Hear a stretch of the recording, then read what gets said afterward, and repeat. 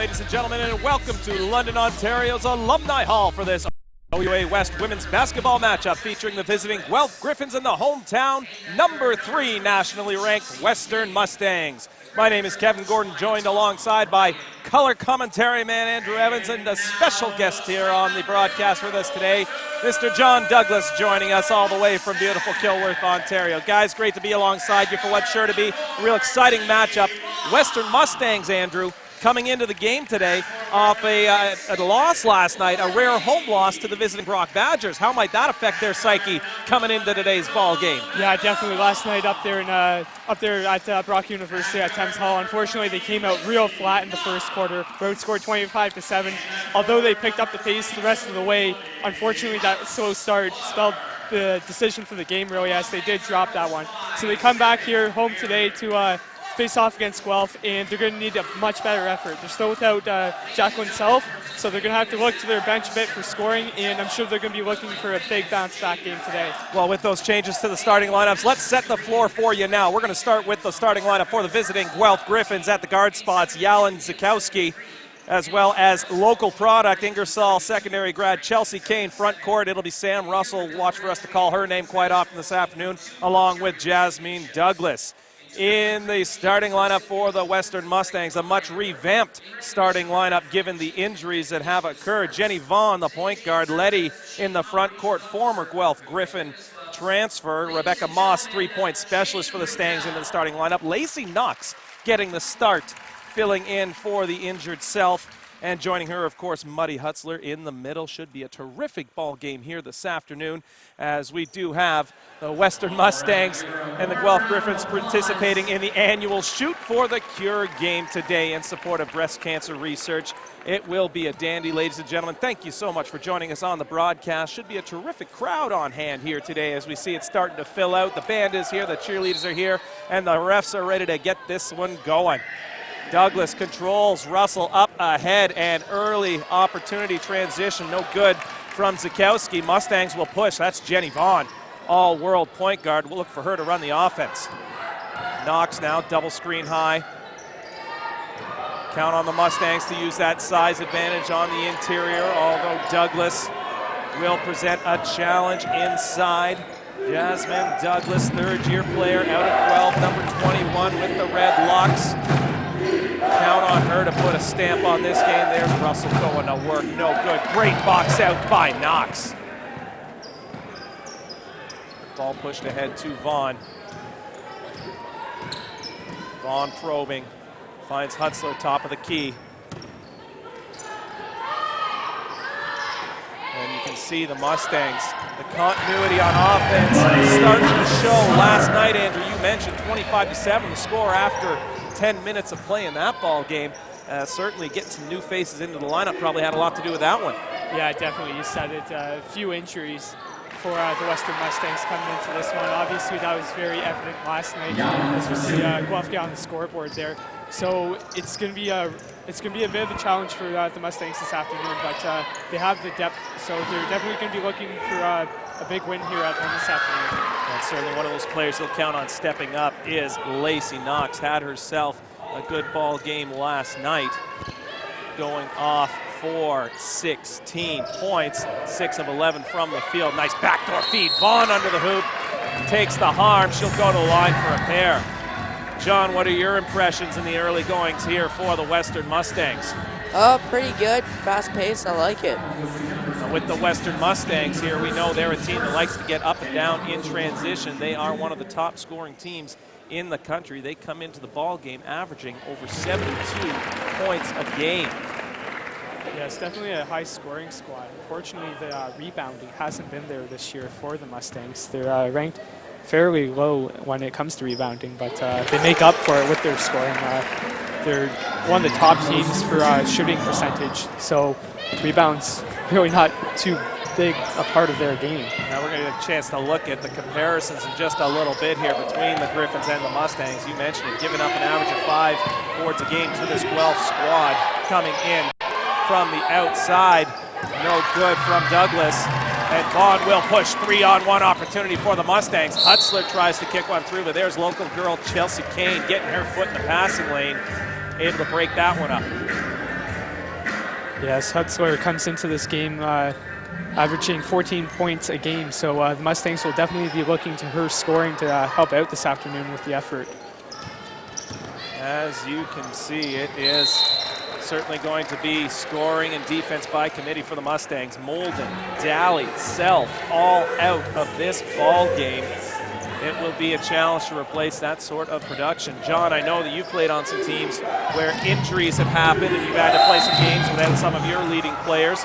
Just what's it like playing a game, a man down, or somebody that you might count on to take over an offensive leadership role on your team? Well, it certainly gives opportunities for the other players to step up, which is it's pretty good. But yeah, it's more difficult to baskets produce more. From the outside, Zakowski no good, but offensive rebounding story here for the Griffs. Kane probing, tries Zakowski again. She launches, no good from three once more. Knox able to secure the loose ball. There is Moss. She can jack the three. She gets over half court, and she is a threat. Becky Williams, super sub, set to check in for the Mustangs. Knox left side. Lacey Knox showing why she was one of the top recruits coming out of the province this past year. The Kingston native making an impact in the opportunity she's given. Right back at it, Jasmine Douglas, turn and score for the pair. Knox now working the ball up top, inside for Hutzler. Hutzler splits the double team, can't get it to fall over Douglas. Should be a terrific matchup to watch as we have two well-built individuals, and Douglas and Hutzler ready to fight it out on the inside. Letty taking the defensive assignment against Miss Douglas.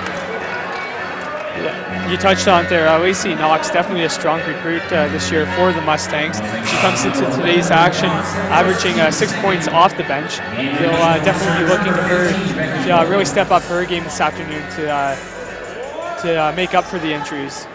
So Lacey Knox, definitely a player to watch out for in the coming years here at Western. Kane able to find Douglas crossing inside, but again, second chance opportunities for these Guelph Griffins. Yeah, very strong rebounding so far from the visiting Griffins.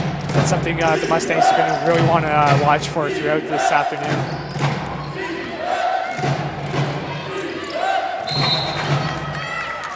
Traveling violation called on the Griffs. Mustangs will take the ball. And you look in the early goings, Mustangs making the most of their opportunities. However, offensive rebounds already a couple for those Griffins. And if the Mustangs start giving up those second chance points, it could be a long day, as the Mustangs are certainly looking to build their sense of continuity with players like Molden Self and Daly, two of them regular starters out of this lineup. As you see the effect it has on the Western bench. Melissa Rondinelli already into the ballgame. Sarnia product at the forward spot. Someone who typically does not see action this early in the ball game, shall we say. Also into the game wearing number 21, Stephanie Lundstrom. Lundstrom, weak side boards, can't corral it. Russell able to control things. Zakowski will push for the Griffins. Steps to the three-point line, launches nothing but air. Ball lands out of bounds, and Zakowski already in the ball game. Haven't taken a couple of three-point opportunities.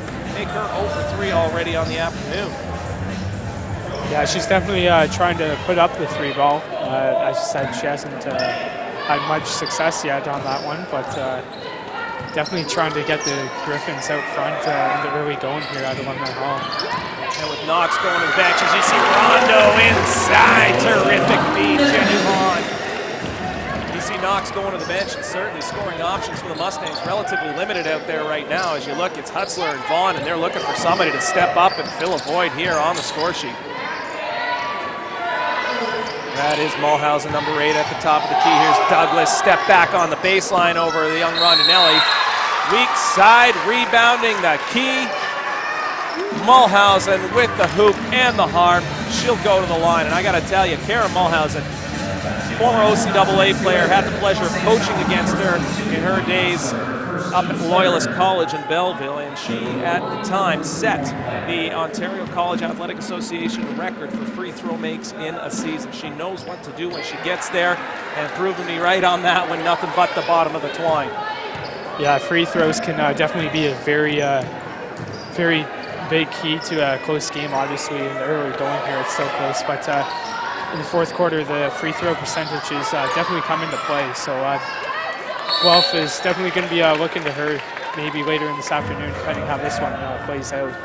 Good battle on the inside for the loose ball. Jump ball called. Possession will stay with the Mustangs. Chance for an offensive inbound here. Rondinelli set to inbound. Williams diving through. Here is Lundstrom at the arc. Good up fake and go. Well flying at her, recognizing she may not be a terrific threat to shoot the ball in that 2-3 zone right now. John, I know you've played as part of a 2-3 zone before. What are some of the challenges playing defense in a zone rather than man-to-man that you've found? Well, man-to-man is definitely a little easier, but in the zone, the picks are a little harder, one would say. But yeah, the zone's a little harder to get used to, but there's an over and back violation by the Griffins. Turn it over to the Mustangs. Mustangs will have to find ways to generate some offensive opportunities here, as the Griffins doing it on the glass. Mustangs will try to do it through the turnover. Now Jenny Vaughn going to the bench will set the floor for you for the Mustangs. A rather unconventional lineup, shall we say. You've got Williams, last year's OUA All-Star rookie team member, running the point. Moss, a three-point shooter out there. Hutzler, Letty, and Lundstrom. But I tell you, when you got Rebecca Moss, that'll stretch the defense. Andrew, we know the Western Mustangs have built themselves on their outside shooting, not having a Daly and a Self, two of the key stretchers on that offensive, of the offensive firepower the Mustangs have, not having them. Do you expect to see them stick with their common MO of going to the outside? You know what, that's been, as you said, a big strength for them this year. Perhaps they may look to other areas of their game for scoring. It's working with those two key players there, you said, Self and Daly, but with those players out, you may look to the strength of the players stepping in and maybe using those players' strengths to look for scoring. Big key in this game for me, I'll be honest. Caitlin Letty there, she is number 6, rotating the ball around to Moss. I expect Letty to play with a lot of passion today. Look for her to get herself involved through the high post. And there you see the challenges presented by going with an unconventional lineup. Mustangs with the turnover as the shot clock was becoming an issue. Lacey Knox set to check back in. Russell goes to the bench to get a rest. It's Zukowski, Kane, Douglas, Mulhausen, and Goodhoof out on the court for the Guelph Griffins. Goodhoof now looking for Douglas. Douglas working against Letty. She'll move away. Letty steps in, takes the charge. Nice defensive play there from the Mustangs, getting the charge call. And that's something Caitlin Letty is known for. Watch her as she sees weak side help stepping in, and that's an error that is very correctable by the young woman out of Oakville, Goodhoof. She just does not have the experience to recognize a veteran player like Letty, known around the league, drawing at least a charge a game in the broadcast we've brung you. And probably not her last one today. Great backdoor feed, nice pass, Letty into Moss. Letty putting a little bit of a stamp on this game. Might not be making the basket, but boy, is she impacting the score right now. Yeah, this is a bit of a big matchup for Caitlin Letty. Started off her career in the OUA at Guelph. She's come back home here to London after graduating from Lucas High School. So she's very happy to be back at Western and obviously making it. It's a bit of a statement game for her to her former team here against Guelph. And making a statement, Rebecca Moss burying yet another one. She is feeling it from the outside. There you see her, number 11 for the Mustangs. We'll take another look at it here.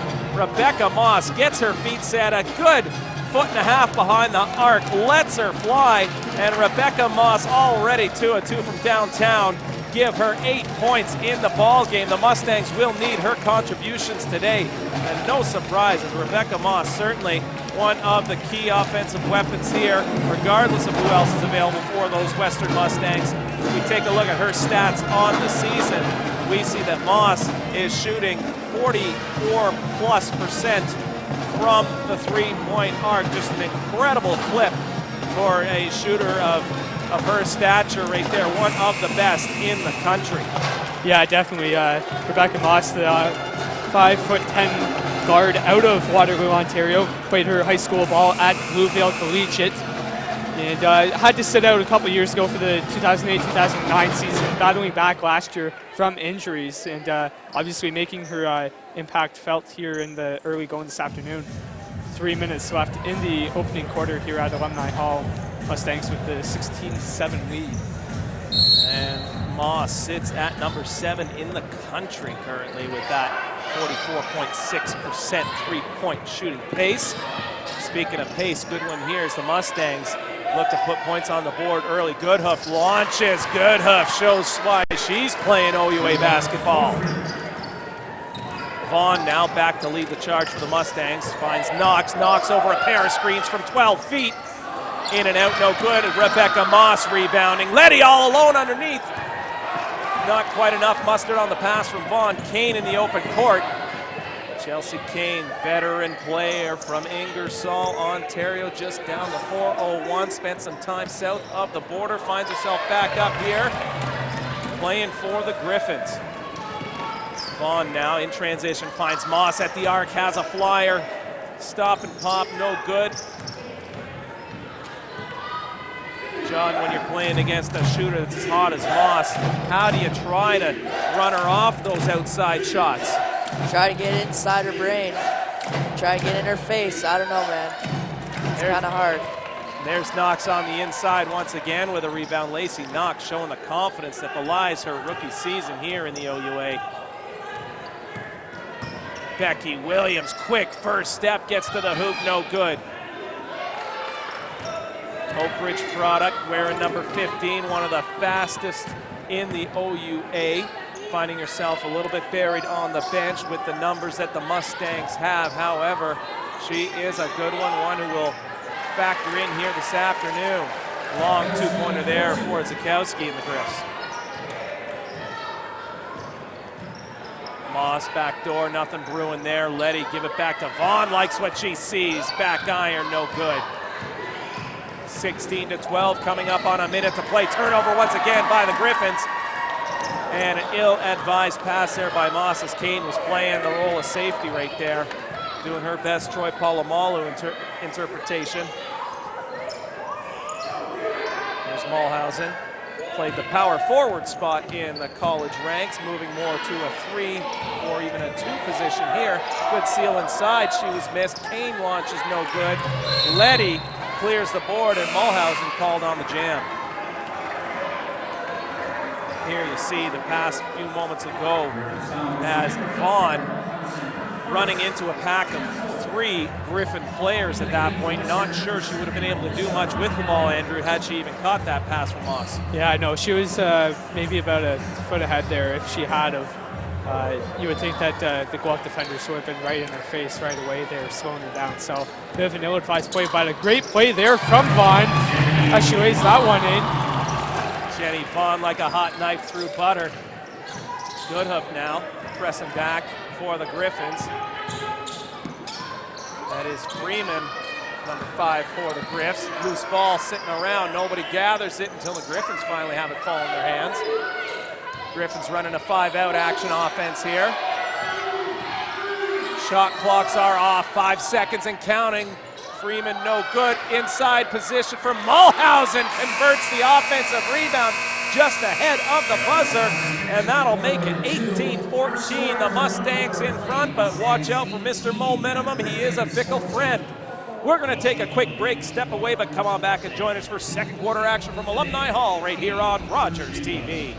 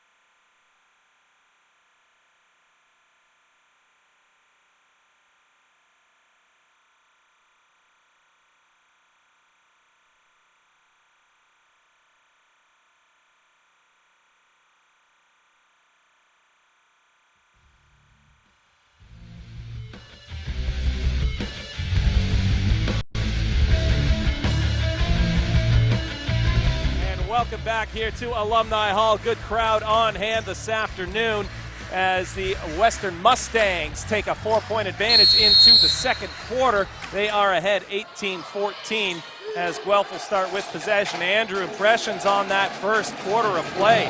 Well, Mustangs obviously coming into this one, we touched on it throughout the quarter with some injuries. But Rebecca Moss definitely making her presence felt. She was 3 for 4 in field goal shooting there in the opening quarter, and she's a big reason why the Mustangs are up here 18-14 start of the second quarter.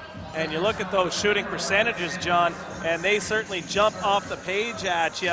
What do you notice there, Mustangs compared to the Guelph Griffins in that first quarter? First half for the Mustangs, 41.2%. It's pretty good. Only 27.3 for the Griffins. And certainly not for lack of opportunities, as the Griffins did have 22 attempts at the bucket there in the first quarter play. Williams downtown puts it up, no good. Inside, good work there by the young woman wearing number 5, Lauren Seabrook, another rookie getting her chances here with the Mustangs. Seabrook, good size, 6'2", forward out of North Vancouver. She brings all 6'2" under the hoop on that one, trying to get the loose ball.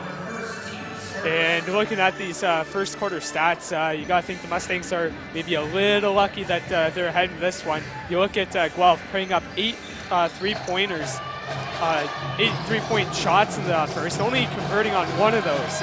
So they're definitely going to want to defend a bit better beyond the arc there to keep this one in the, to stay ahead for this one. Mustangs this afternoon are going to be looking to Jenny Vaughn for some leadership. She's a 5th-year player in the CIS. Won 3 championships in 4 years out at St. Simon Fraser University, bringing all of that experience here to Western. And she started off rather slow today, just 1 field goal to open the game, but it's the leadership ability that she's going to be bringing to a matchup like this. Here is from the corner, Zakowski trying the long ball again. She keeps dialing it up, but nobody's answering on the other end. Williams running out, takes a lead pass from Vaughn. Knox cross court. Good ball movement by the 4-out Western offense. Here is Rondinelli from the corner, and there is a forward trying to transition to a guard spot there. You see the feet didn't quite catch up with the mind on that one. And my apologies there. I was talking about Jenny Vaughn having won 3 national titles at SFU. That's actually Matty Holzer, who was at SFU for 3 years, or for 3 championships there. Jenny Vaughn, obviously a big part of this team, though. She played down at the University of Denver for a few years there. Had 2 titles with Team Ontario in her high school days. So both those players will be key in leadership abilities for these young Mustangs this afternoon. Talk about leadership. Jenny Vaughn, of course, part of the junior national team program, having played the point guard spot for them for a couple of years, having gotten to know Laura Daly in that junior national program. And you mentioned Muddy Hutzler. We will be very pleased to welcome her later on at halftime of the men's basketball game. She will be able to sit down and chat with us about life, love, and the pursuit of basketball. And we will see a quick timeout here by Steph Berry and the Western Mustangs. Give us a chance to look at the comparisons between these 2 teams. We talked about some of the statistical matchups earlier. Now let's take a look at that tail of the tape, as it were, between these 2 teams. And then we touched on it earlier, John. You mentioned those shooting percentages there in the first half, just over 41 for Western, just over 27 for the Guelph Griffins. And not uncommon, John, with what you see on the screen there in terms of their season numbers. Yep. 45% for the Mustangs on the air, and they are getting the job done from 3-point range. 37% from the 3-point arc. That is one of the best in the country. Overall, they are 2nd in the nation in field goal percentage with that 45%. Their 3-point percentage sitting 3rd in the country. No surprise that they are ranked number 3. However, as our fans will know, they did lose to the visiting Brock Badgers Friday night at Thames Hall, a rare Friday night game having been played due to the weather that we had through the region earlier in the week, forcing the cancellation of the game on Wednesday night. And unfortunately, that game not going the way of the Western Mustangs. It was 27 points from Whitney Gorgeous for the Brock Badgers that really did the Mustangs in. Mustangs only shot 34% in the ball game, whereas the Badgers blistered at nearly 50%. Speak of blistering, Becky Williams, outstanding from the outside. Yeah, with that loss last night for the Mustangs, taking a look at the standings, that's a fairly big loss. Obviously, that opened the door for the Windsor Lancers to jump ahead in the standings. So they're now a game ahead of the Mustangs, which sets up a very big opportunity here this afternoon for the Western Mustangs. If they can pick up the win, they stay within one game of those Windsor Lancers, who they've been battling all season in the standings. John, we showed you a couple of fans on the screen there a moment ago, and methinks you might know some of those fans in the stands. Yep, that is a grade 7 and 8 Parkview girls basketball team. They're doing pretty well this season, I hear, so gotta watch out for them. You never know what you'll get out there at good old Parkview Elementary. Certainly a lot of spirit in the stands here today. Those girls amongst the many that are out here. Alumni weekend for the basketball program. Certainly some alumni in the stands. My lovely wife Cheryl among them. Rebecca Moss with the three-pointer. I'll tell you, my wife in her heyday, she would not find herself out at the arc all that often. She was one of the inside bangers for the Stangs. Zakowski from just inside a half court on that one. Has no conscience about shooting the three ball today, despite the lack of success she's having. Yeah, the three balls are definitely raining down here at Alumni Hall. Not too many dropping, but they are definitely launching the three balls so far in this one. Well, 1 of 11 are the Griffins on the afternoon. 4 of 6 for the Mustangs. They'll take that to the bank any day of the week. Certainly for all our mathematicians watching at home, they know that a 50% field goal percentage, 50% on your twos, is equivalent, of course, to 33% from behind the arc. So it's certainly, you'll trade off percentage points if you are getting at least 33% from behind that arc in the Mustangs right now, doubling that rate. John, you might know a little something about math, might you? I don't know. I don't have that good a teacher, so. I sincerely doubt that one. Certainly some of the best around in Thames Valley, of course. Here we have Goodhuff clearing the loose ball.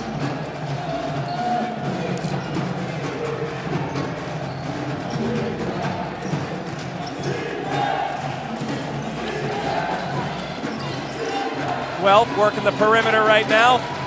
Long three ball once again. That one from Yellen. And I guess when you've got the inside presence of a Douglas, certainly you can have a little more leeway in putting the ball up, as the Guelph Griffins continuing to do a number on the inside with the offensive rebounding. They did collect in that opening stanza 6 offensive boards, and already a couple more here in the second quarter of play. Give them 8 in the game. 8 of their 16 total rebounds compared to only 3 offensive boards for the Mustangs. The Mustangs must find an answer for the rebounding problem. Yeah, that's been a consistent problem all year for the Mustangs. They come in ranked 14th in the OUA in rebounding. So Guelph definitely launching the three balls, keeping in mind that the rebound stat does go the way of the Griffins as they battle to the net there. Looks like there may have been a charge. That's Caitlin Letty stepping in, second charge of the ball game. Number 6, putting her body on the line for her teammates and coming up aces. Moss inbounds the ball. It is Vaughn, Moss, Letty, Williams, and Lundstrom on the court for the Mustangs. It is a Yallen, Kane, Goodhuff, Zakowski, and Douglas for the Griffins. Here is Zakowski now. The Griffins content in that 2-3 zone, but the Mustangs, with the shooting success they've had, look for that to change perhaps as the Mustangs counter with a 2-3 of their own here. It is Douglas taking the one-on-one matchup, can't convert. And if the Mustangs can win the one-on-ones, Goodhuff gets the turnover. Kane now finds Yallen. Yallen working against Moss. Douglas on the dive, takes the hold, hoop and a harm. I just like to put in there that Parkview does have some of the greatest teachers around, so I was just joking there. Miss Yance is a great teacher. Absolutely, many of the best out there. And there you see, Jasmine Douglas, a 6-footer out of Guelph, doing a number on the Mustangs, able to get herself through to the hoop. She'll go to the line, try to make the three-point play the Hardaway. Less than 5 to play in the first half, 24-18 the score stands prior to the free throw. Shrink the distance by 1, 24-19. Mustangs certainly want to get a little something brewing before the halftime break. They've got Hutzler back into the ball game along with Rondinelli. And on the outside, it's Vaughn, Moss, and Williams. A whole bunch of three-point shooters and 2 good rebounders. Terrific ball movement, Western Mustangs. Vaughn had Moss at the arc, looked her off, went to the hoop, and the Griffins control. Surprising, Andrew, to see Moss not have the ball in her hands as wide open as she was. Yeah, just a bit there. She was wide open, and she's had the hot hand today. So Stephen Barry, head coach of the Mustangs, has got to be impressed with her performance so far, putting up 11 points, I do believe, in the first half here. 11 points that it pass is. went out of bounds. Not sure who Jenny Vaughn was looking for on that one. Look at the current stat line for Moss. She is 4 of 6 from the field, 3 boards and a steal. Yeah, we said coming into this one that players off the bench were going to be key with all the injuries for the Mustangs. And obviously Rebecca Moss and Caitlin Leddy definitely making their presence felt in this one, coming off the bench as injury replacements for the banged up squad here for the Mustangs. Mulhausen offensive board, Yellen will lift again, no good once again. Mulhausen getting dirty in there. Loose ball, it's a scramble. Battling hard down there, both teams. Mustangs come away with it though. Smart play by Douglas getting out of the way. Yellen long 2 won't go. Williams with the rebound, and I tell you, this is Guelph Griffin basketball you're seeing right here. They are always going to fight their way through every ball game there, and tremendous amount of heart and hustle in this squad. Knox from the outside, no good. Rondo working. Douglas gets her hands on it, and a quick whistle that time for the jump ball. Possession will go to the Guelph Griffins. 3:23 left to play, 5 points the difference. Yeah, Guelph definitely battling in this one. They come in losers of 3 straight. They're 8-9 on the year, I do believe, but definitely not laying down to the Mustangs this afternoon so far. Now you mentioned that Griffin record there, Andrew. Who would know that they are only 2 wins in 8 tries on the road this season? Certainly not the type of success rate that dictates they would be competitive in this ballgame with the Mustangs. However, they do have going for them the fact that Mustangs lost last night. They're a little beat up, of course, missing Daly, Molden, and Self, the ever vague day-to-day tag on their injury status. Here is Knox getting a look outside. Tickle the twine, Lacey Knox.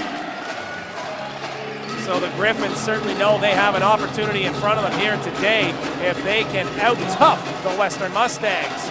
You're seeing it inside. Mulhausen had her hands on it, couldn't corral it off her head and out of bounds. 27-19. The Mustangs in front by 8. 2:43 left to play, opening half of basketball here in this terrific OUA West women's matchup. And I'll tell you, even though Guelph comes in at that 8-9 mark, good for number 6 and the last playoff spot in the West. Western, of course, number 3 in the country coming in. That ranking likely to change as Becky Williams buries the bomb. The Mustangs, Williams with the steal, errant pass by Kane, and Williams showing why she was all rookie. Coach Tom O'Brien forced into the timeout as he has seen enough, cannot believe the mental errors that are being committed by his young Griffin squad. Yeah, Becky Williams, the second-year guard out of London, Ontario, making her presence felt there, launched the 3-ball right away, picked up the steal and laid it in there for a quick 5 points for herself. So definitely a strong effort there from, as you said, an all-rookie member last year. Only averaging 3.5 points a game on the season. Her role certainly having changed from what was expected of her a season ago. but she is a player with tremendous talent, someone who is brought in to be that instant offensive contributor if needed off the bench. And the coaching staff know that they have a good one in Becky Williams. The problem is just finding enough opportunity for her in this ball game now. 8 points, 3 of 6 from the field. Give her an assist and a board as well. And Becky Williams, one of the many Mustang members that we talked about, Andrew, by committee having to get the job done today with some of the stars out of the lineup. Yeah, well, exactly. A lot of star players out of the lineup for the Mustangs, but you know, that's not a huge problem for the Mustangs. You look down the roster and so much depth. I mean, you have the all-rookie player there in Becky Williams, Caitlin Luddy and Rebecca Moss making their presence felt. So it's not an area of weakness whatsoever for the Mustangs. I mean, obviously they'd like to have their star players in the game for them, but when those players go down, they turn to their bench and they know that it's a reliable bench and it's going to help out. And it's almost kind of nice to hit a roadblock during the season and have star players out. That way, when you get the playoffs or when you get to the big championship games and those key players are out with whatever injury at the time, you can turn to your bench and you can be like, you know, I remember that you played well against Guelph back in February, and I'm looking to see that out of you here in a big game. So getting those bench players in halfway through the season like this, it's definitely kind of nice to get in there sometimes. And you mentioned playoffs, and we'll talk about that playoff picture in the second half. Certainly lots of interesting things set to happen this postseason as the OUA playoff structure has changed slightly. Pardon me, more the CIS National Basketball Championships and the qualifications for that tournament have changed. We will address that in the second half as the Western Mustangs certainly seem to be on a certain track at this point with that most recent loss yesterday to those Brock Badgers. Vaughn pushing hard, gets the foul call. She will get to the line. Minute 31 to play. Mustangs ahead by 13 after this recent surge. Momentum certainly wearing purple right now. John, in all the sports, all the games that you've played, I know you're a basketball, volleyball, football player. Just how big a role can momentum play in a game like this? Well, it's definitely a huge factor, you know. Pretty much whoever got the most momentum is going to come out on top. So want to keep going, keep your head up, you know. I know you played in a very exciting volleyball final, regional final this season, and certainly seemed that momentum was the reason that game was won. As you see, finally, a three-pointer made. Alex Yallen, fourth year out of Port Colborne, one of the many Guelph Yallens to go through the program, able to connect from long range. But certainly momentum played a role, I think, in that tremendous volleyball match that was lost in 3 sets. Definitely a huge part. Rondinelli, three-point was no good. Kane now pushing back. Mulhausen in the corner against Moss. Mulhausen tries to take a step, nothing brewing there. Vaughn now 2-on-2 for the Mustangs. Doesn't like what she sees. Smartly decides to control the ball with 40 seconds to play. Williams and Rondinelli. Williams finding herself wide open at the arc. Pardon me, at the free throw line, of course. Williams burying that, Jay. 29 seconds to play. Mustangs will get one more possession here. Mustangs in a little half-court trap, keeping an eye on things. 17 seconds, 12 on the shot clock. Here is Douglas. High post, Kane, Mulhausen. Mulhausen looking through the middle to create, step back, but no, she traveled. Shot clock winding down, 5.1 seconds. Mustangs head coach Steph Barry will call the timeout, as with the 35-22 lead, he does not want to take his foot off the gas pedal. He wants to get one more good hoop here before they go into halftime. Just what might this do to the Guelph Griffins, Andrew, should the Mustangs draw something up successfully here? Well, you guys were just touching on it there, momentum being very key. And the Western Mustangs are going to have a chance here with 5 seconds left. Drop one more basket. They're already up 35-22. So with 5 seconds left here, looking for another 2 points to separate themselves, 15-point lead going into halftime. Hopefully, if they can put a basket up. So very key last possession here of the opening half at Alumni Hall here. And you see the huddles Everybody, all attention on the coaches right now, but the fans getting a great treat on the hard court as the legendary Mustang cheerleaders are here performing at Alumni Hall this afternoon, putting on their best show, as are head coach Steph Barry's troops, wearing the purple and white, putting the action on the hard court. As you see some of the men's team in the stands enjoying the show already, getting set for their tilt against the Guelph men coming up following the women's game. Mustangs will have to go the full length of the court here. Jenny Vaughn set to inbound. Mustangs set themselves in a 4 across alignment. Look for that long ball, of course. Quick inbound to Rondinelli. Hand back to Vaughn. 3 seconds. Vaughn able to find Williams, who lifts it at the buzzer! Oh, it's good.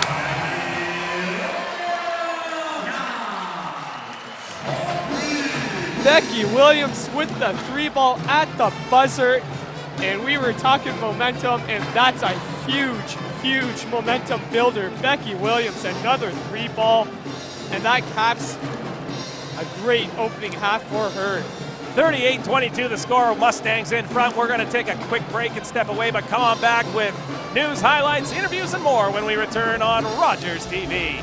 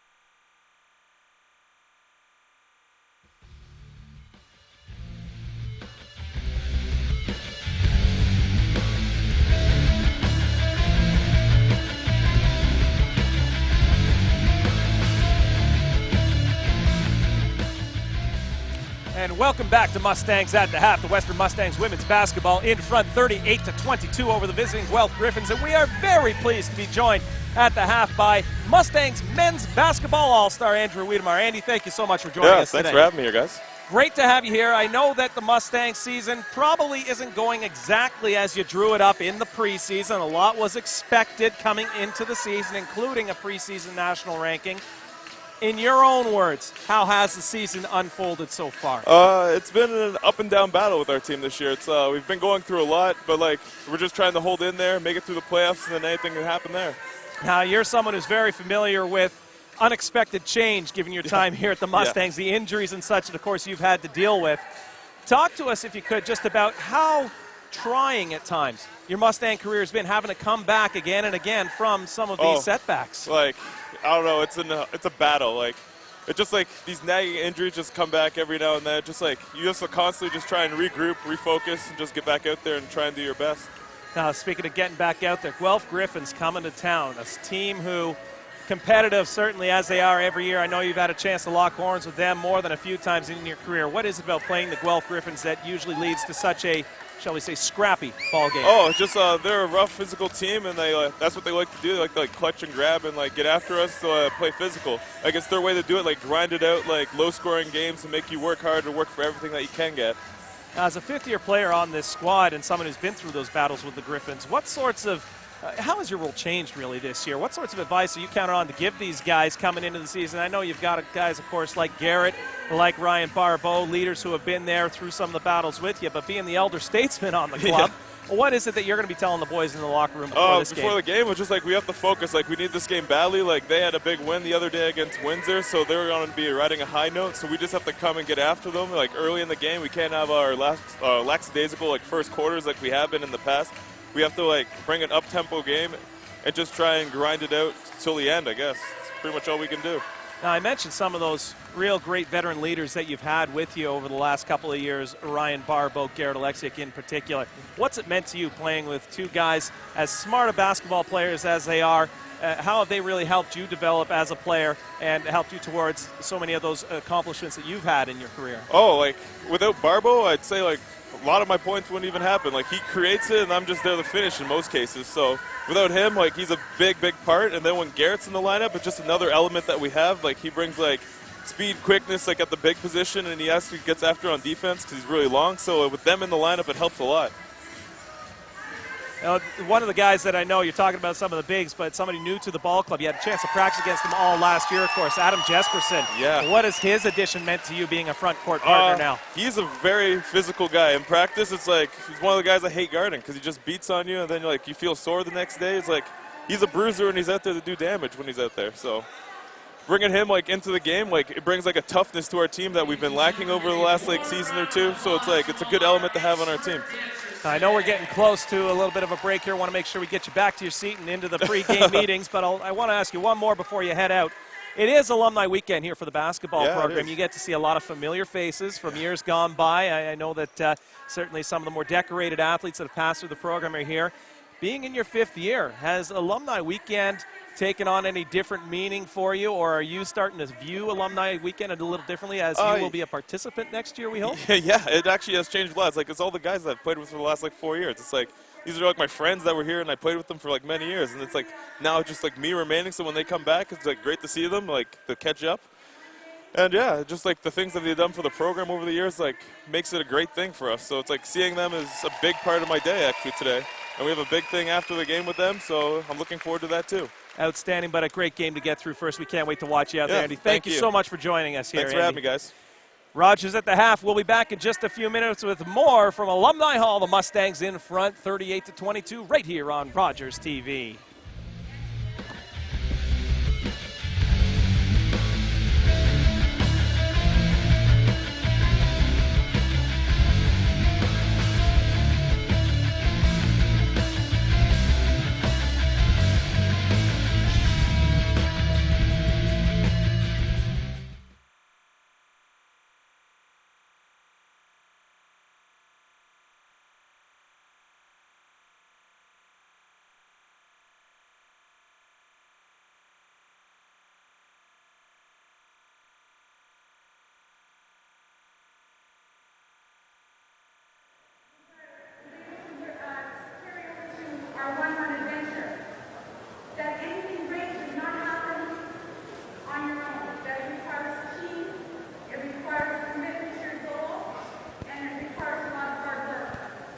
And in saying that, the success from one run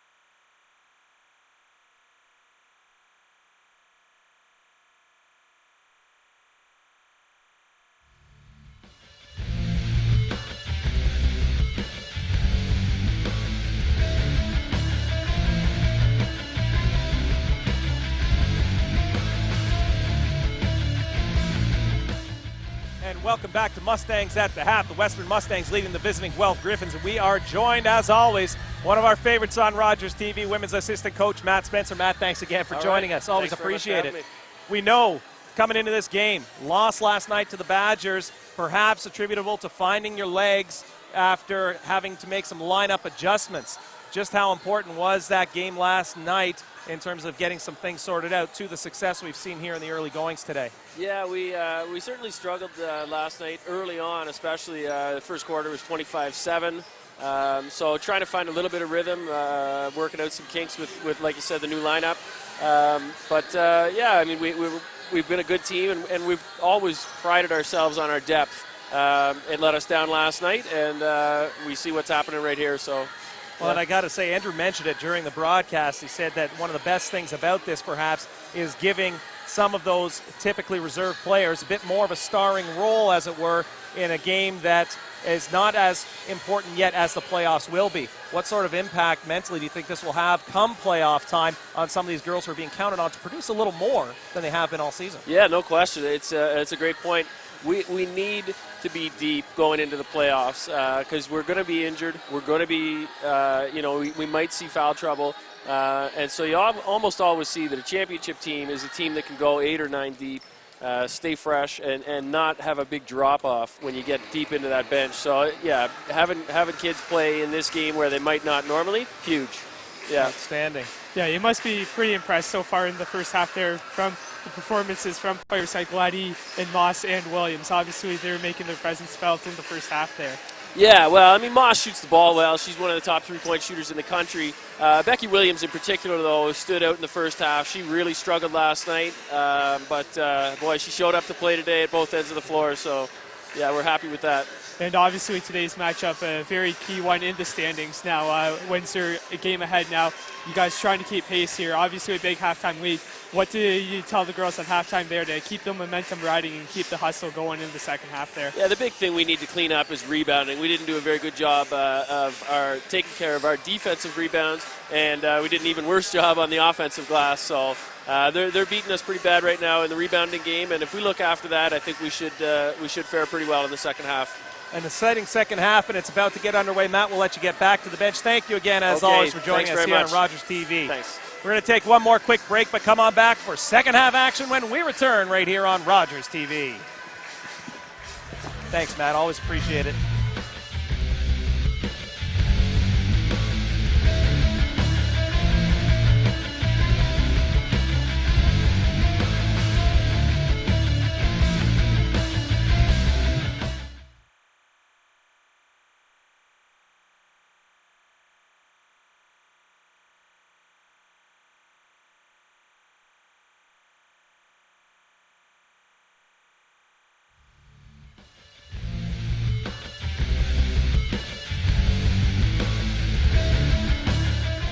A quick turnaround, and here we are. Western Mustangs set to take the court again. 38-22 their lead going into the second half of play.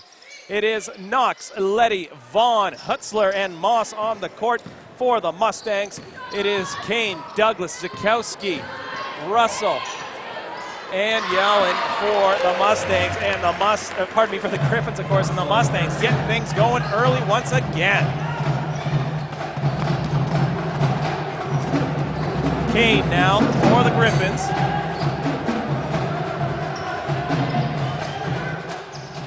That is Zakowski into Douglas. Douglas working the right hook, no good.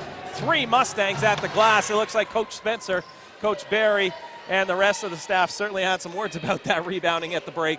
Yeah, he mentioned it there in our halftime chatter with him that he was not impressed with the rebounding. Fortunately, nice little play there from Mustangs. Unfortunately, that one didn't drop. But yeah, you're right. And there's a rebound right away, so definitely trying to improve on that here in the second half. Vaughn will settle things down, reset. Vaughn on the dive, right hand, kiss it off the glass. Yeah, there's Jenny Vaughn. She had a slow start to this game. Not very productive in the first half. Only 1 for 7 in field goal shooting, but laying in a basket there. So hopefully a bit more points out of her here in the second half.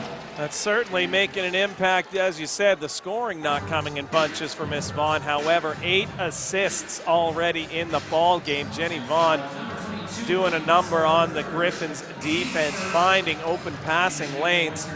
Yeah, opening passing lanes, especially to Rebecca Moss, who has been lighting it up for the Mustangs so far in this one. She was 4 for 6 in the opening half there. Good for 11 points and really making her presence felt here.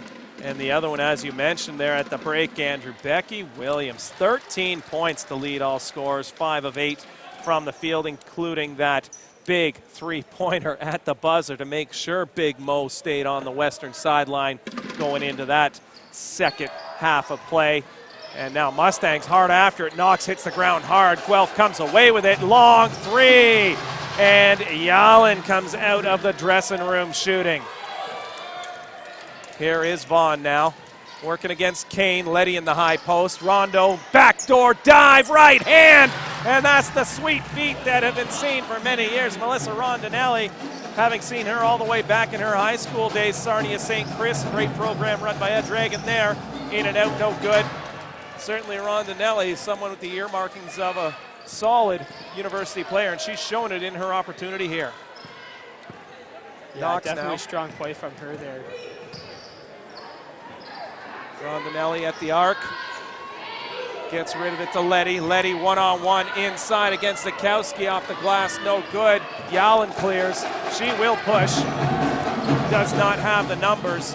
Douglas now get the ball back to Zakowski inside for Russell. And that's Rondinelli causing her heartache off the fingertips of Russell, and it will be Mustang possession. Well, you hit the nail on the head there, Andrea. You got to have players step up, and typically it'll be a player that you don't expect might have the biggest impact when some of your stars are down. Rondinelli certainly having a game today. Letty, of course, all-star last year. You know she'll come to play. Moss, one of the best in the country from three-point land for the last couple of years. As a turnover there by the Mustangs, corralled by Russell. Yeah, Melissa Rondinelli, the third-year player out of Sarnia, Ontario, 6 foot forward. And yeah, you said it. She's been a big presence so far for the Mustangs. As there's a 3-ball from the Griffins there. Number 7, Ali. And that's Zakowski burying right there, as they are now 4 of 22 on the afternoon are the Griffins. However, they have certainly shot the ball just a little better out of the locker room. 6.5 to play. There is Russell, high post against Rondinelli. Rondinelli reaches, no foul called, and lots of contact. Russell on the floor, gets the hoop.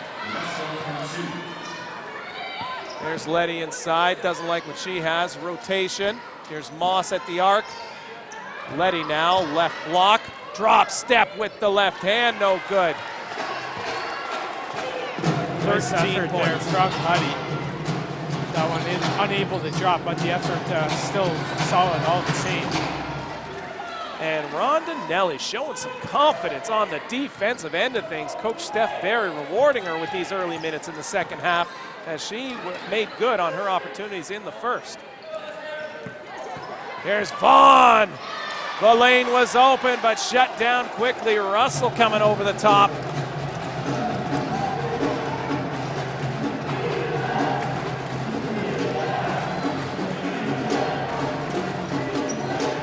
That is Douglas, little up and under with the scoop, no good. There's Letty on the rebound. She keeps the ball moving.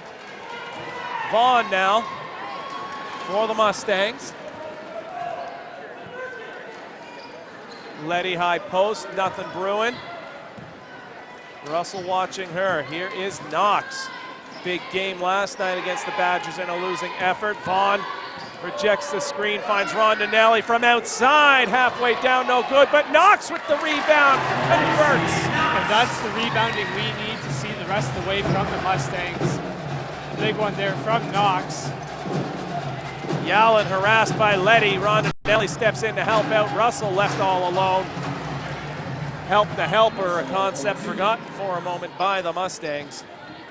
Yeah, Samantha Russell pouring that one in for the Griffins. She's a third-year player from Paradise Valley, Arizona. So definitely a bit of American flavor in the lineup there for the Griffins, as that one was good. Moss downtown, and the bank's open on a Saturday. Rebecca Moss, I mean, what a game she's having so far. First half there was 4 for 6 for 11 points, throwing down another one, 14 points on the afternoon. Moss clears the board. Vaughn will push. No numbers there. She'll settle things down. Run offense for the Mustangs. 49-33. Letty corralling the loose ball, but out of bounds. And here you have Barry giving an earful to Rondinelli. Doesn't matter what the quality of play. He will make sure it's executed at the highest of levels. We're going to get some subs coming in off the bench now for the Mustangs.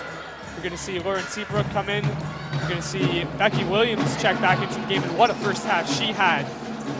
Pouring in points from all over the floor for the Mustangs.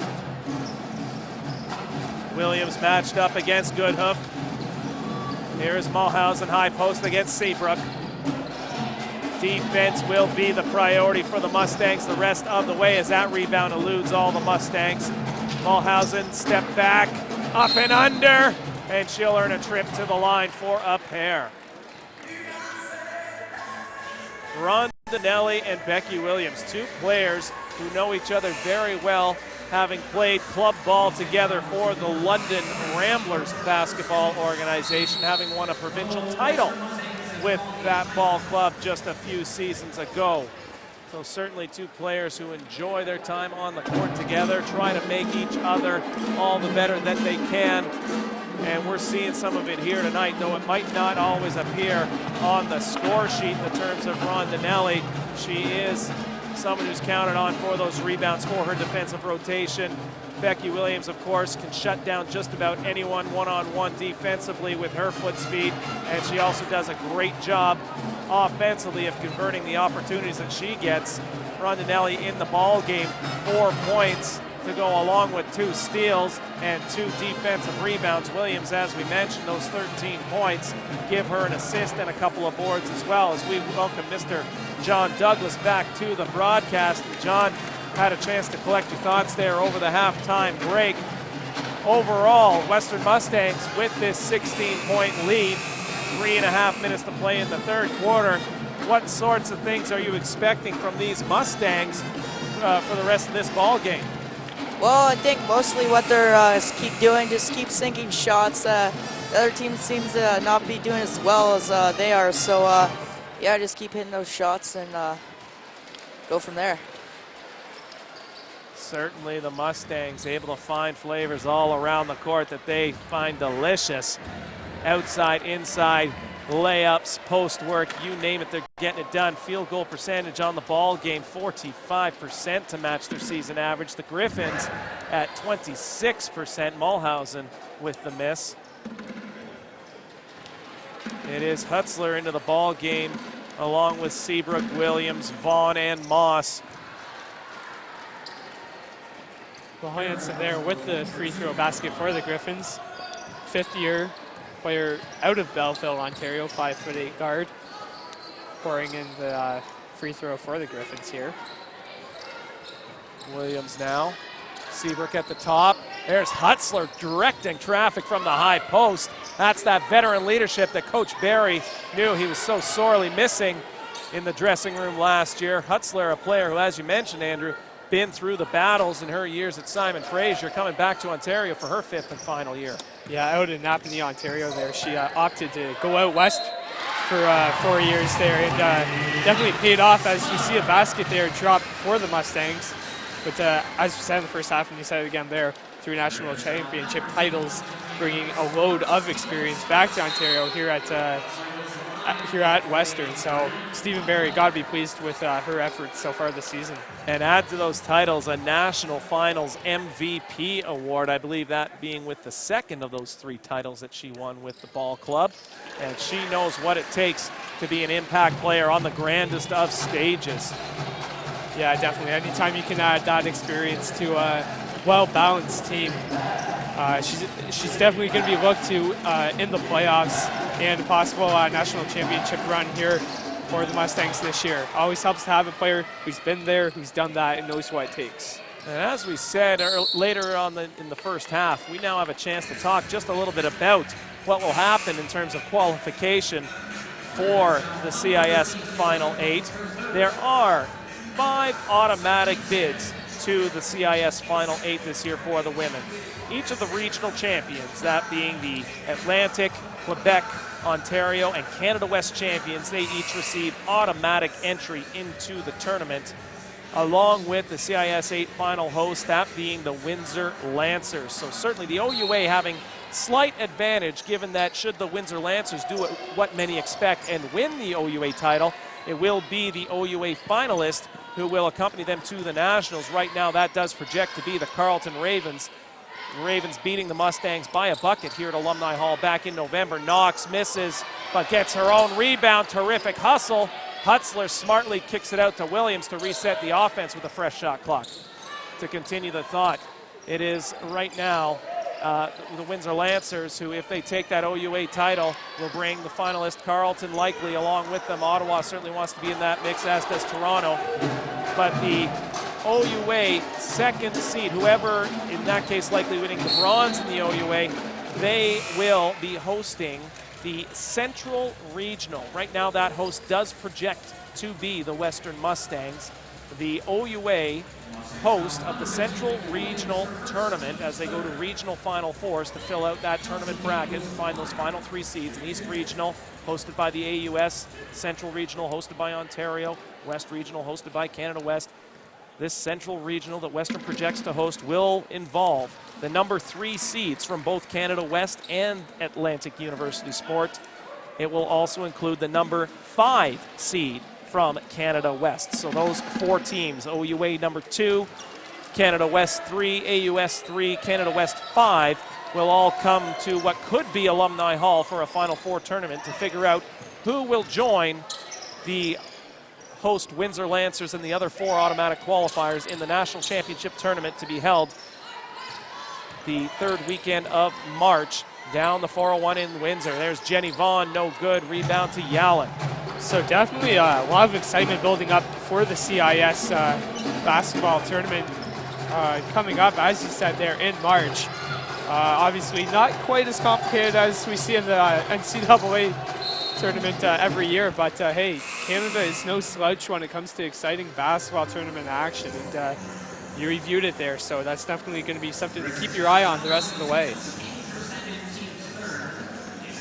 Speaking of keep an eye on, Mustangs using their bench rather liberally as they know that they are perhaps an injury, one more key injury away from that playoff picture really being put into the chicken cannon for them.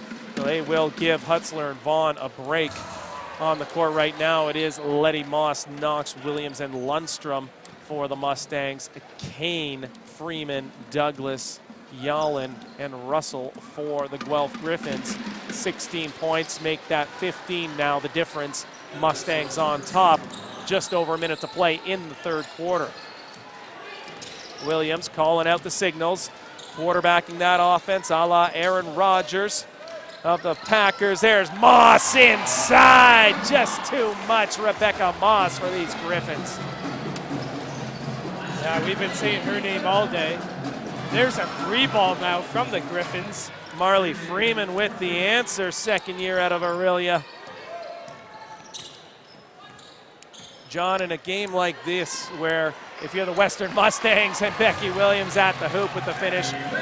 Uncontested basket there for Becky Williams as she was able to walk right in and put that one in.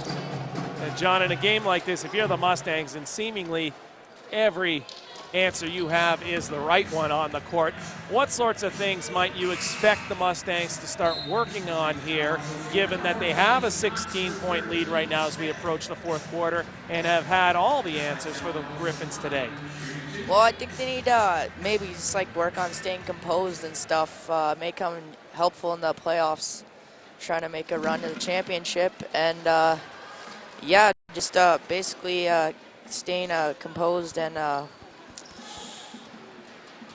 consistent.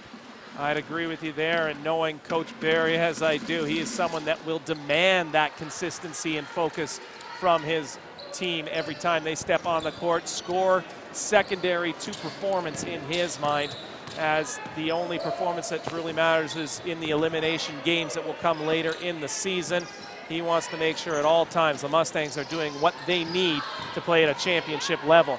Williams testing Douglas. Douglas the better on that one. Rondinelli, good job hustling back. Yallen stop and pop, nothing but twine. And the Western Mustangs starting to possibly crack open the door a little here for the Guelph Griffins as we head to the 4th quarter there. 56-44, and you touched on it there, Stephen Barry keeping on his female troops there. Brings a lot of experience to the team in his 5th year as head coach, and he knows that in games like this, the small things matter. As we're going to cut the break here on Rogers Game Day. We'll be back with the 4th quarter after this.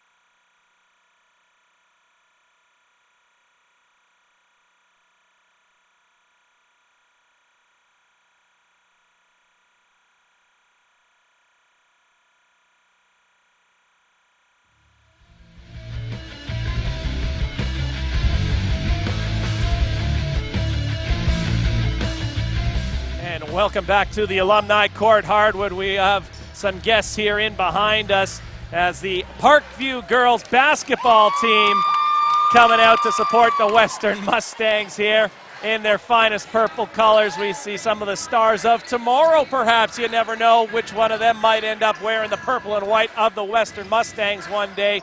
We really appreciate them coming out and showing their support for Teresa Carriere, her one-run program, and for these Western Mustangs. Always great to have them out. Thanks so much, girls, for joining us today. There it is. Jasmine Douglas getting work done early on in this fourth quarter for the Griffins. They have collapsed that Mustang lead. Only 10 points the difference now as we start the fourth quarter with that Guelph basket. Things going right for the Griffins of late as they got that huge momentum shifter with that Yallen stop and pop at the end of the third, similar to the Williams three-pointer at the halftime buzzer.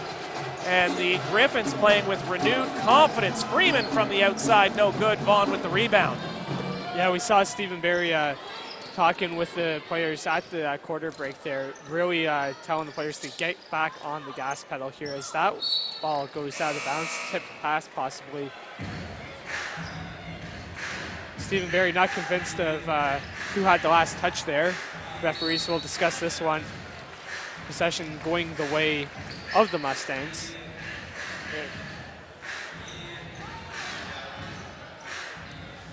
Vaughn will inbound the basketball.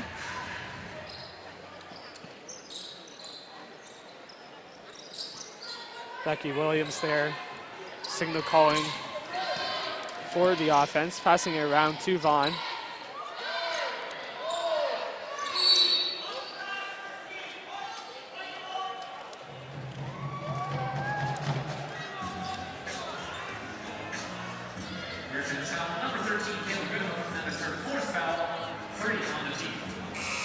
And I think we're going to take a little chance here to offer Mr. Douglas a chance to call some of the play-by-play here in these later stages as we see the Griffins set up into that 2-3 zone with Vaughn on the inbound. And for the next possession or two, we're going to let Johnny Douglas take it away following the big three-pointer from Becky Williams. All right, coming down here, setting up. Seven Griffins. Oh, feed goes off the foot.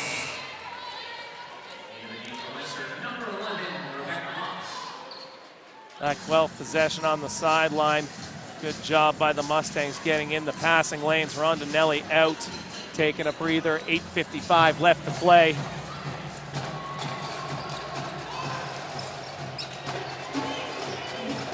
With the three ball, no good. Weston sets up. I wish we had a mic we could give to you guys, do some quick relievers. Sorry. If you guys wanted to stay to watch, stay for a few minutes. You might want to head back there by the halfway mark, though. Just so Supposed to be Vaughn there crashing in just off the bottom of the rim there. This is awesome. You guys look great, by the way. That's awesome.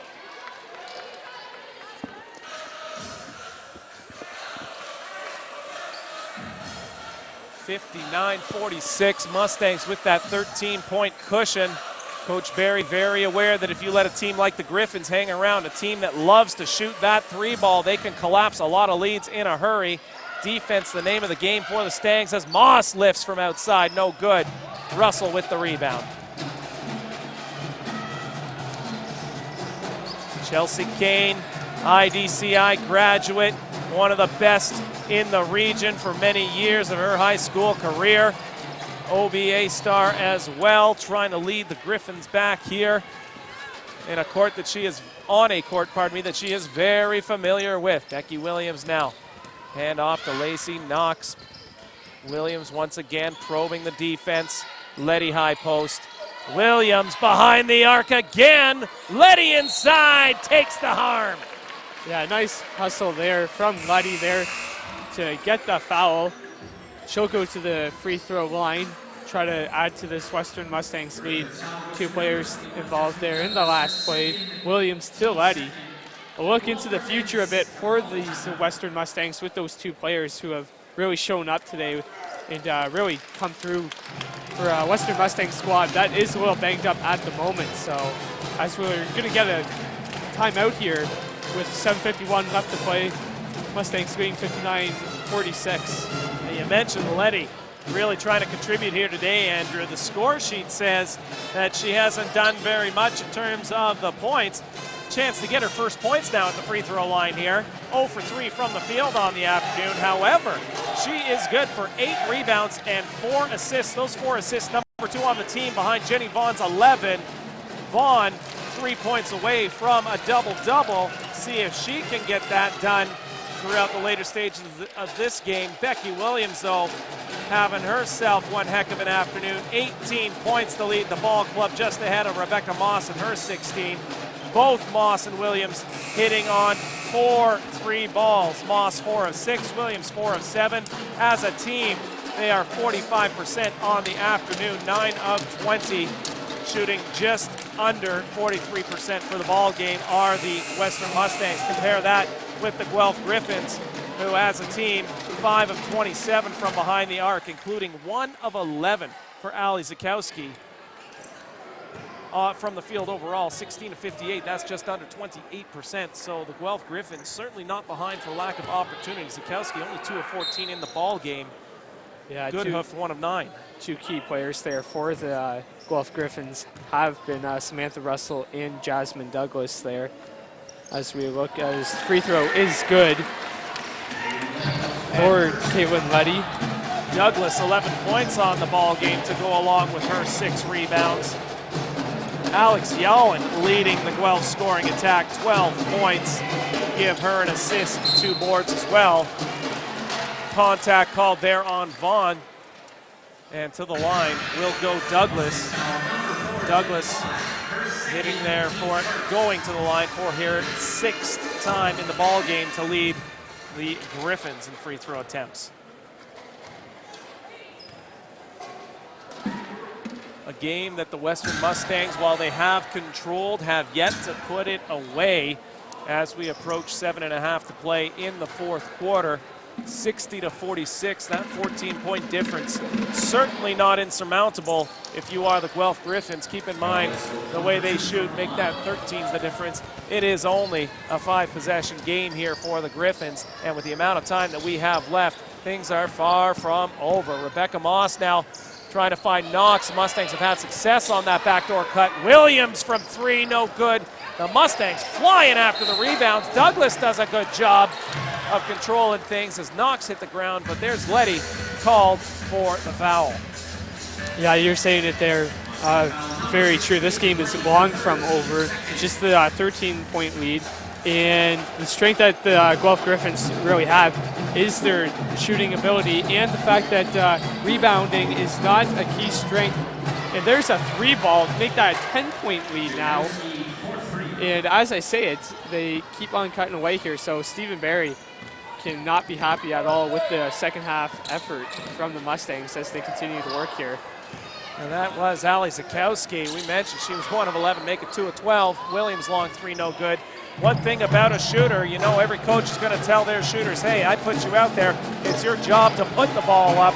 So no surprise that she's continued to do so. The only way to stop her is to put her to the bench. But the coach knows if he's to have any chance, head coach Tom O'Brien, he has got to get Zakowski fired up here and get her connecting from downtown, as she has been a constant threat to these Mustangs. 60-50, Mustangs up by 10, 6.5 to play. It is Vaughn, Moss, Hutzler back into the ball game for the Mustangs, along with Williams and Knox, Freeman, Russell, Douglas, Zakowski, and Kane for the Griffs. Here is Hutzler, swings to Williams. Back to Moss at the arc. She's got Douglas, finds Hutzler inside, could not find the pass, gets it back, and a broken play of sorts ends up working out. Sometimes you got to be good to be lucky, lucky to be good. Steph Barry, surprised that he's not hitting the roof after that one. His team, not a team that's known to be beaten back in transition, but the Griffs were able to do it there. Here is Knox, has ISO on the left side, chooses to go to Williams. Williams looking for a crease, steps in and Douglas cuts her off. Vaughn now spin at the free throw line, front iron, no good. Douglas with the board. And the Griffins continue to whittle away at this 10-point lead. Off back iron, no good from Kane. Kane had a wide open look and couldn't convert. challenged from behind, felt the pressure. Here is Williams now. And bodies hitting the floor. That looked like Freeman going down off a screen from Hutzler. Yeah, Hutzler making contact just inside the key there. So Griffins will take possession here after that hard contact play. And perhaps concerning for the Mustangs. Let's make that 4 fouls on Mateki Hutzler. Muddy now stapled to the bench for a while. Coach Barry perhaps hoping she does not have to go to it. And it doesn't look like head coach Stephen Barry was very impressed with that last call, giving the referee a bit of an earful there on the sidelines. Looks like they have called a timeout there. And Stephen Barry really weighing into the girls a bit there on the sidelines, mentioning the fact that it's only a 10-point lead with 5 minutes, 18 seconds left in the fourth. And after last night's loss there, Kevin, you got to think he's not too impressed overall with the effort from the girls this afternoon. There have certainly been flashes of brilliance from these Western Mustangs, and I'll tell you, the Guelph Griffins right now, they smell blood in the water. They are ready to take full advantage of the Western Mustangs, and I have to correct myself now. Showing on the scoreboard, it was put up originally as her 4th foul, now corrected to her 5th personal foul. Muddy Hutzler out of this ball game. That could be dangerous for these Western Mustangs as they lose their number 1 interior presence. Yeah, and that is definitely not something that that Stephen Barry was looking for, to see Hutzler, one of his key girls on this team, foul out in this one. But that's a challenge they're going to have to overcome here in the closing minutes here at Alumni Hall.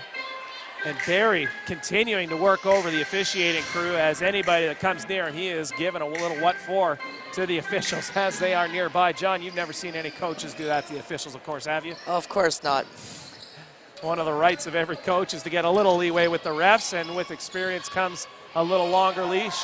Head coach Steph Barry, though he is young in his tenure here in the OUA, certainly someone who has proven his worth as a bench boss. There's a great turnover. Jenny Vaughn, there is the play the Mustangs needed to right the ship.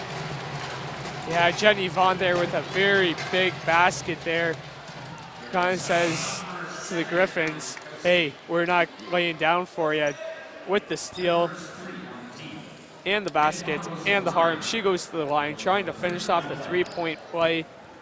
We've been talking the last minute and a half or so about how these Mustangs are a bit dead in the water, but there's the basket, and Jenny Vaughn right away restapling the confidence for the Mustangs. Goodhoof back in for the Griffins, replacing Zakowski. Russell Freeman, Douglas Yallen out there with Goodhoof. Mustangs, a little 1-2-2, half-court pressure, just keeping an eye on things. 2-3 zone for the Stangs, daring the Griffins to shoot, and Knox caught with her hand in the cookie jar. Referees starting to tighten up the calls here. Coach Barry a little disappointed, both at the call and at his player on that one.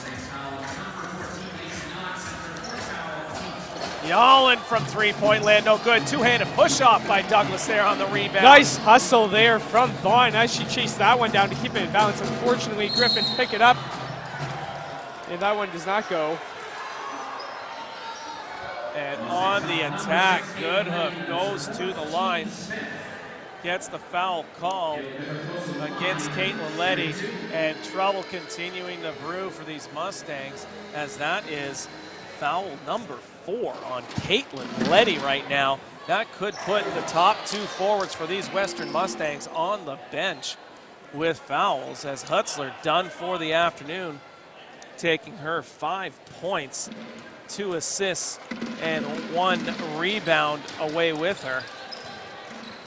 And coming into this one, we've been mentioning all through the broadcast that the Western Mustangs are banged up. So to get into foul trouble, which is pretty uncommon for these Mustangs so far in this OUA season, it's really not very helpful to the coaching staff, who are already looking down the bench. Nice hustle there, just off the glass, and that one's good. Lacey Knox converts, and I got to tell you, Andrew, I've seen 3 at least blocks by the Guelph forwards, Russell and Douglas. There's Russell converting over Moss. 3 blocks from behind by those forwards for the Griffins, where they let the guard beat them on the first step but are just waiting with hands open to clean up the layup. Here is Williams now. Letty's going to have to set good screens here. She's been known to get a call against her every once in a while. Vaughn for 3! Vaughn with the 3 ball. I tell you, Jenny Vaughn stepping up and asserting herself in this ball game at its most important junction. There's Moss inside with the rebound. She'll have to do a lot of that inside work. Knox on the breakout. Vaughn sees her. Nothing. Bruins smartly reset the play as 15 points is the difference. 3 minutes to go. It's crunch time for the Griffins. They need stops and scores. Mustangs, recognizing the situation, will be very patient. 5 seconds on the shot clock before an attempt goes up. Douglas with the rebound. There's the stop the Griffins needed. Can they find the score? A lot of contact, and Moss will be whistled for the push as she was riding. Jenny Vaughn not impressed with that last call. I got to tell you, despite the body language from Coach Barry being right in front of us, that foul right there, I can tell you that Moss was doing a nice job of getting a little contact in to try to throw Russell off her line. Referees noticed it and did blow the whistle. 15 points difference, 2 minutes, 40 seconds to play.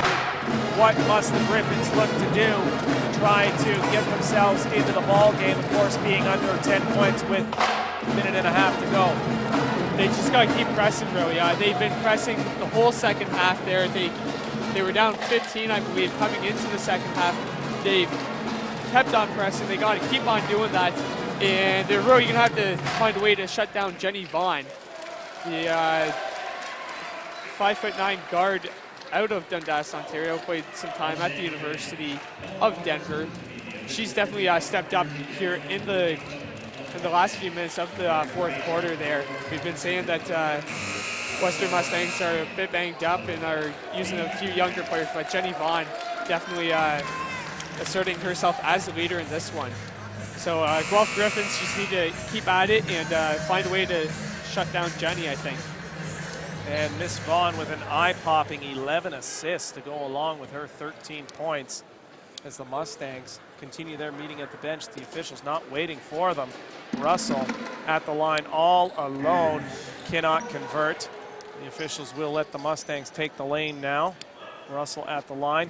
John, with all you've seen in this ball game, is there a player on the Griffins that you're looking out for right now to perhaps step up and lead her team back? Maybe the Douglas, the big post player, Zakowski, who's back into the game, who seems to shoot the ball as soon as she steps over the half. Any player you're keying on right now, John? Yeah, I'm going to go with Jasmine Douglas there. She seems to be doing a great job.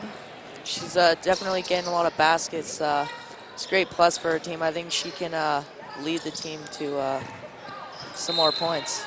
And certainly at 6 feet tall, third year of experience out of Guelph, she is someone who has had success, and given the foul trouble the Mustangs are in on the inside, I think that's a terrific call that she might be counted on to try to get some quick scores for these Griffins.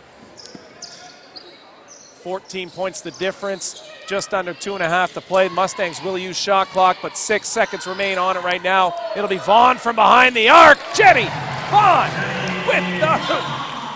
Yeah, that's a big 3 ball as time is winding down as we approach the 2-minute mark.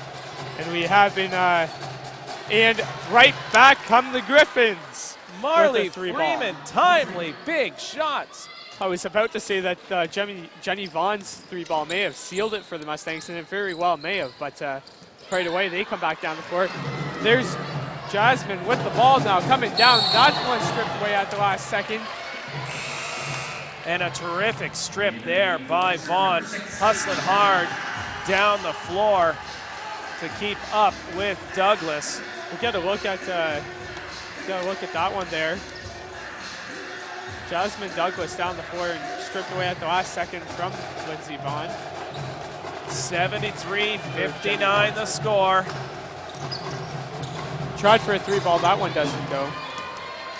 And pardon me, I had said Freeman, but Yallen, of course, the last one to make the 3 for the Guelph Griffins. Here is Vaughn smartly using shot clock, minute and a half, 14 points the difference. 11 seconds on the shot clock. This one getting very close to being over. The Guelph Griffins will call a timeout and have one last chat, try to make one last charge. But if you're the Griffins, it's got to start with the defense.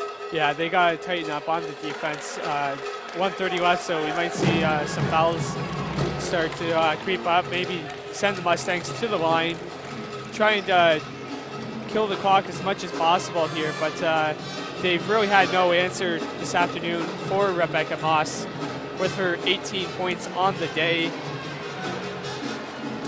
as well as 10 rebounds. So the double-double for number 11, Rebecca Moss. She'll definitely be considered as a player of the game if the Mustangs can hold on here. But as you say, a minute 30 still left in this one. You mentioned it, though. Rebecca Moss putting her hat in the ring for player of the game honors. Becky Williams at times has looked unstoppable. She's good for 18 points on the afternoon as well. But I got to tell you, Jenny Vaughn, when the game was at its highest point today with Muddy Hutzler on the bench with those 5 fouls, Jenny Vaughn stepped up and hit the biggest of big shots for the Mustangs with a couple of 3 balls. And in the later stages, when the going gets tough, big players come to play. Jenny Vaughn showing why she has national program experience. Just an incredible effort down the stretch when you expect your leaders to come to the forefront. Yeah, definitely those key players stepping up for the Mustangs. And everywhere you look on the roster, it seems like there's a key player. Even the younger players on the bench have asserted themselves well in this matchup this afternoon. And there the Griffins forced to foul. 3 seconds on the shot clock. Knox had an isolation play inside. Williams found her with the inbounds to get that whole thing started. Unable to convert. Good defensive play by the Griffins, of course. But now the Mustangs, on any other foul by the Griffins, they will be at the line shooting. And a little surprising, I'll be honest, they committed that foul right there, given where the shot clock was. They've just given the Mustangs now an extra 10 seconds to burn. There is the quick foul. Jenny Vaughn will go to the line. Perhaps not the player that you want to send to the line. Jenny Vaughn on the season, she is shooting 73%, one of the better on the ball club. And I'm sure that was kept in the mind of the Mustang players there as they put the ball back in play, trying to get it in Jenny Vaughn's hands. Try and keep the ball in the hands of a player who does shoot well at the free throw line to try and really put this one away, as that one drops as well. And Vaughn, the only Mustang on the squad, averaging more than 2 free throws a game, who's hitting at better than 70%. Certainly not the player on the court that you want there. Moss, good challenge defensively, turn it over. Mustang possession. Now it'll get head coach O'Brien out of his chair off the Guelph bench. Little surprise, no contact called on that one. Nonetheless, it'll be a Mustang inbound here. Zakowski looking to pick off this inbound. Vaughn working hard. And the Guelph Griffins, I was about to say that they were going to hold off on fouling Jenny Vaughn, but as the words were coming out, sure enough, they foul, and she'll go back to the line. And it was Freeman getting in there, committing the harm. Minute and 6 seconds to play here.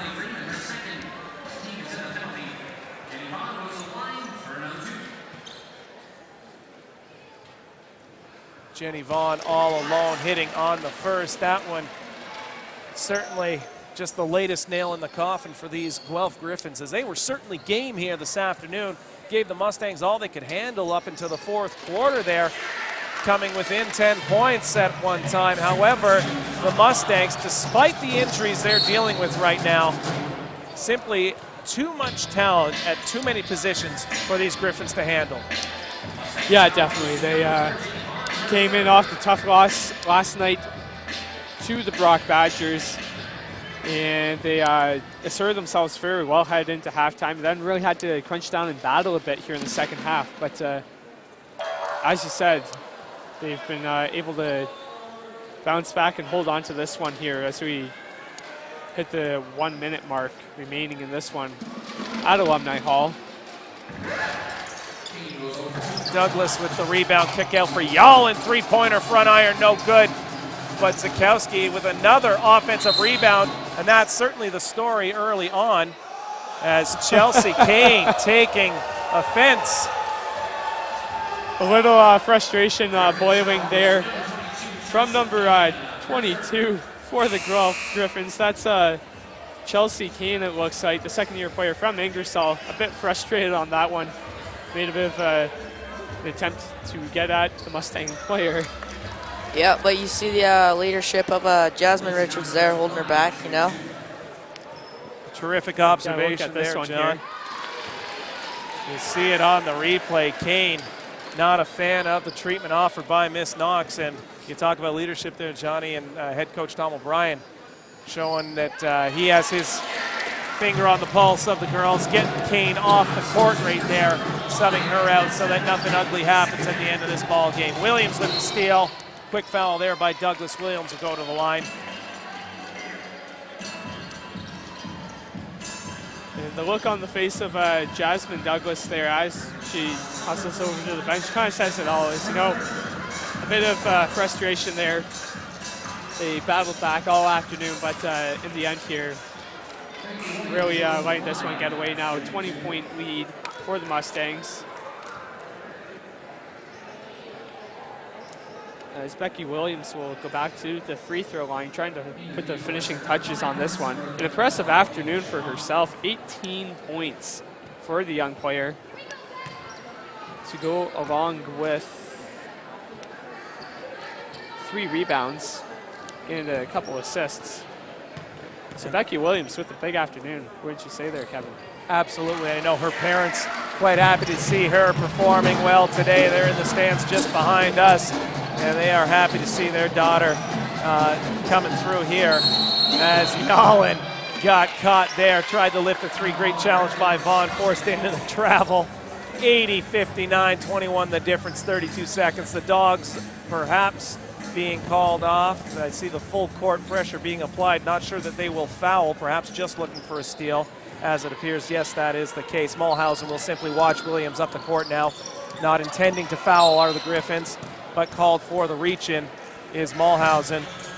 That will force O'Brien to go to the bench. He wants to get her off of that one. I have a feeling that he was not looking for the foul to be committed, as at this point in the ball game, guys, simply a case of wanting to get out of here now that the outcome is fully established.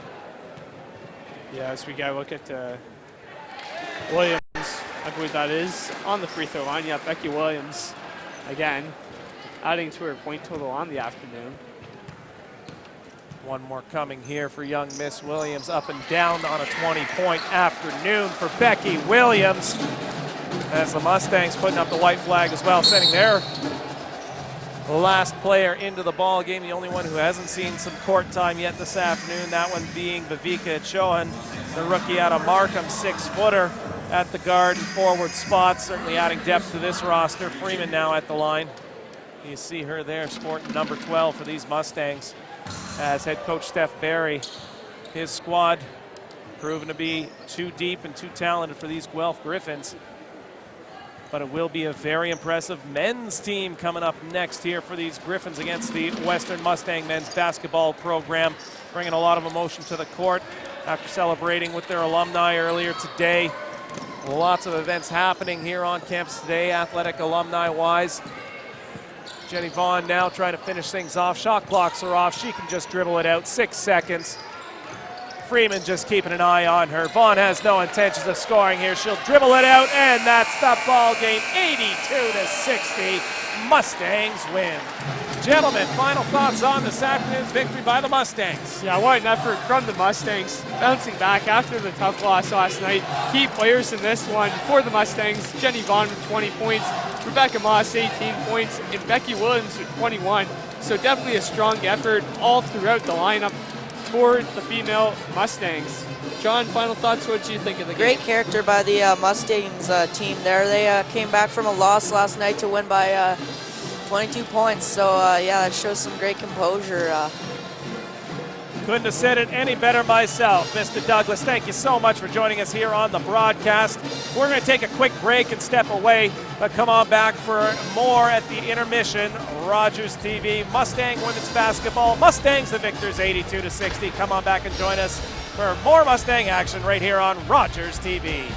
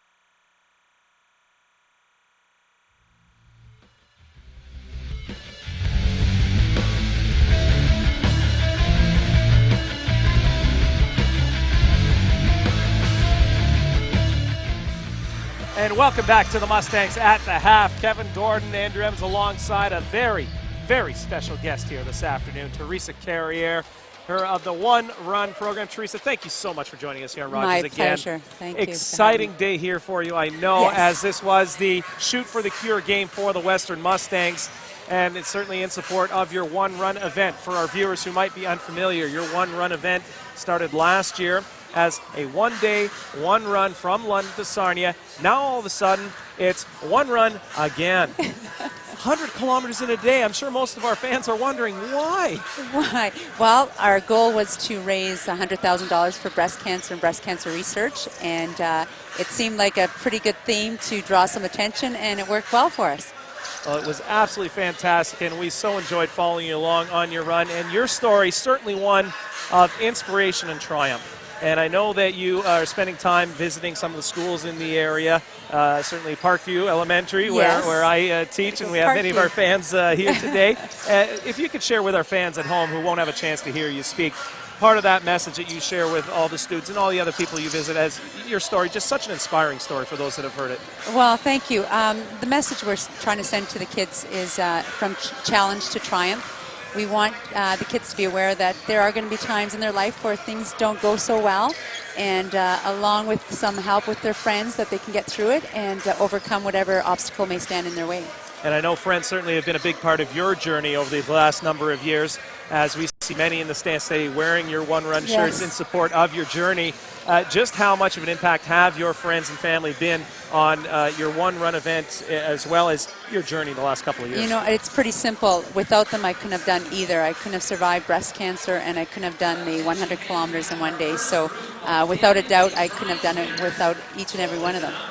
Well, we are so excited following. You see the website information there on our screen right now. We do encourage you to take a look at that website, ladies and gentlemen, as you'll find out more information about Teresa's inspiring story. I know you have family in town playing at another gym, so I know you want to get out of here. But one more question before you go, and that is watching these girls out on the basketball court, everything in front of them, many years to come. I know you were there not so long ago, although as I saw on a birthday card, maybe it would surprise our viewers, it was a couple of years ago that you were wearing the purple and white. At that. That's right. The message that you'd want to send to the current varsity athletes that are out there who have a chance to make a difference given the stage that they have for so many young fans and viewers? Well, I think the first thing I would say to them is enjoy themselves. Time flies so quickly, and a lot of what they learn on the court, they can certainly transform that to their everyday life. Work hard, stay focused on your goals, and take advantage of your teammates and how special they are and how much you support one another. So there's a lot of lessons you learn on the court that you can use in real life. Teresa, we can't thank you enough for joining us once again here on Rogers TV. Thank you. Real excited to follow you on your One Run again. www.onerun.ca for more information, ladies and gentlemen. Thank you, Teresa, for joining us. We're going to take a quick break and step away, but come on back for more intermission here on Rogers TV.